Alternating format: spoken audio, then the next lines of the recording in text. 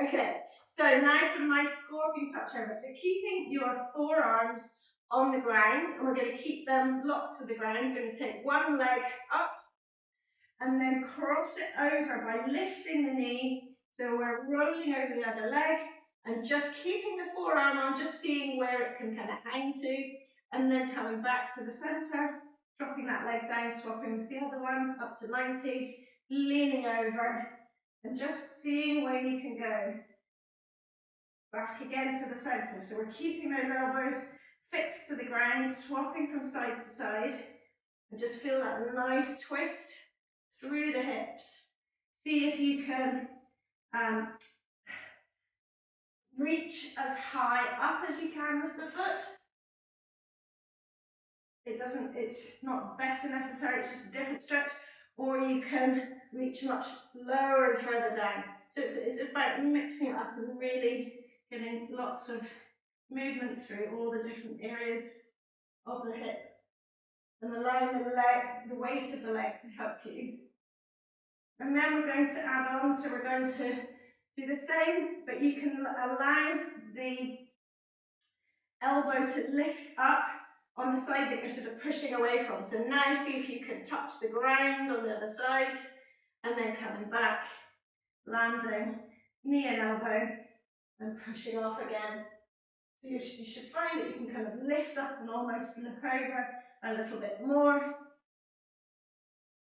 And seeing if you can just touch the ground whilst keeping the opposite hand on the ground.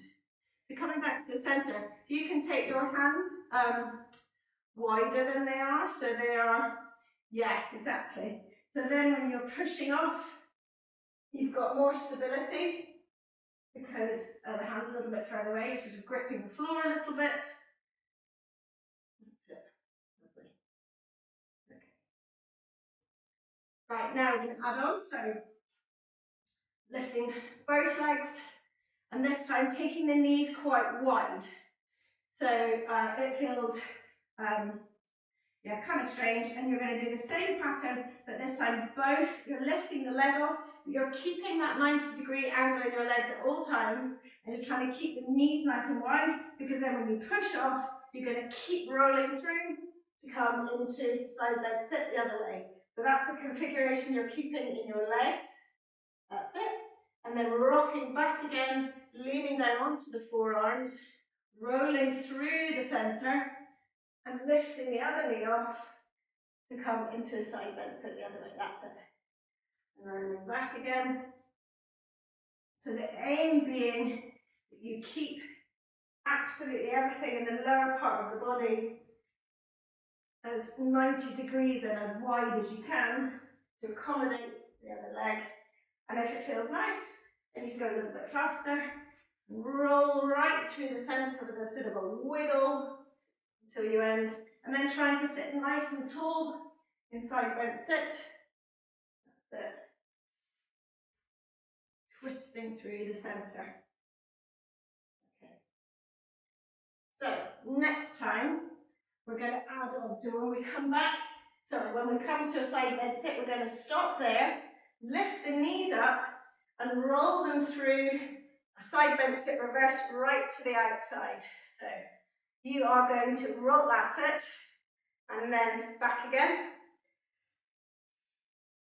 So you find yourself back in side bend sit and roll through to the other side. So you push off and your knees keep going. And obviously we're going to be doing this straight away with no hands on. So you get lovely tall spine, curved spine as the knees roll through, lovely.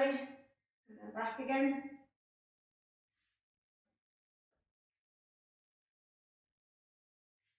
Lifting up and over and back.